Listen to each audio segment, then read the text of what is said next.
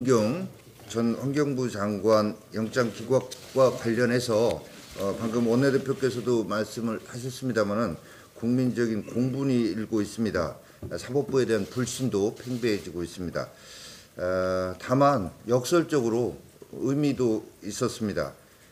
이 정권에서 블랙리스트가 실제로 작동하고 있다. 그리고 이 정권 하에서 사법부가 장악되고 있다라는 것을 스스로 영장 기각을 통한 내용에서 자백하고 자인하는 이런 의미가 있었다고 생각됩니다.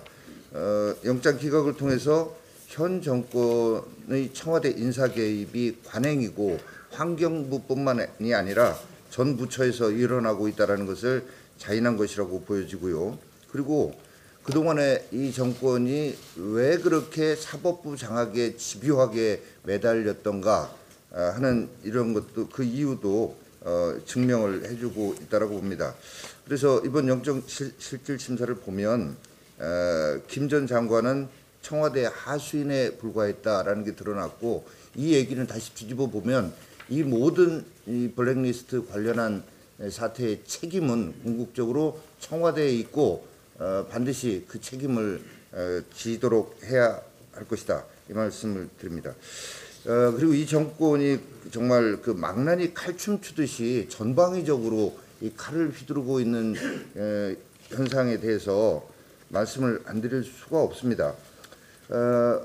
어제 이사장을 새로 선출한 한국유치원총연합회에 대해서 제대로 된 대화하려고 하는 시도조차 하지 않고 법인 설립 허가 취소, 협박을 하고 있습니다. 그리고 정말 최저임금의 급격한 인상으로 고통으로 절규하는 소상공인들 길들이겠다면서 권력을 동원해서 소상공인연합회 최승재 회장을 몇 달 동안 먼지 털듯이 수사를 했습니다. 그러다가 5개월 수사 끝에 지난주 금요일 날 무혐의 처분을 내리기도 했습니다.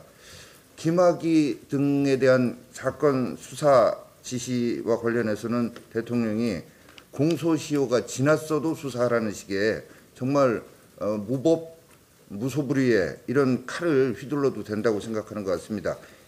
이렇게 하려면 일단 자신의 신복 김경수, 자신의 아들 문준용, 자신의 딸 문다혜, 자신의 부인인 김정숙 여사의 친구 손혜원 등에 대해서도 최소한 수사하는 흉내라도 내야 하지 않겠습니까? 자, 추경 관련해서 말씀드리겠습니다. 지금 어제 경제부총리가 조 단위의 미세먼지 추경 편성을 검토하고 있다라고 했습니다. 미세먼지 문제 해결을 명분으로 내세우고 있지만 그 의도는 총선용 추경이라고 볼 수밖에 없습니다.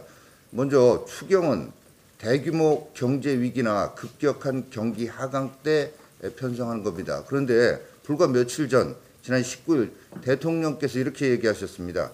우리 경제가 여전히 견실하고 탄탄하다. 견실하고 탄탄한데 왜 이렇게 조 단위의 추경을 편성하는 겁니까?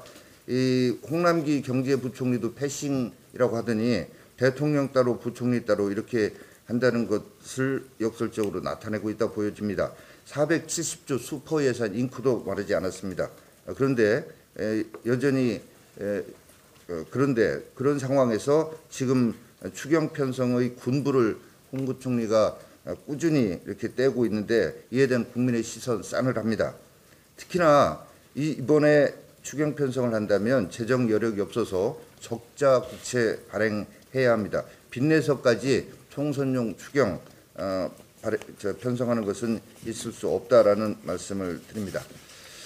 삼성전자 1분기 어닝 쇼크 있었습니다. 지난해 우리 수출의 21%를 차지한 반도체, 또 우리나라 전체 법인세의 6% 이상을 삼성전자가 부담하고 있는데, 이런 실적 쇼크 정말로 우려스러운 일이고 우리 경제의 성장 엔진이 빠르게 꺼져가고 있습니다. 이런 상황에서 이 정부는 상법, 공정거래법을 비롯해서 반기업적인 입법 활동에 나서겠다고 합니다. 우리 당 결코 이에 동의할 수 없습니다. 국민연금 문제는 다음에 따로 말씀드리겠습니다. 이주영.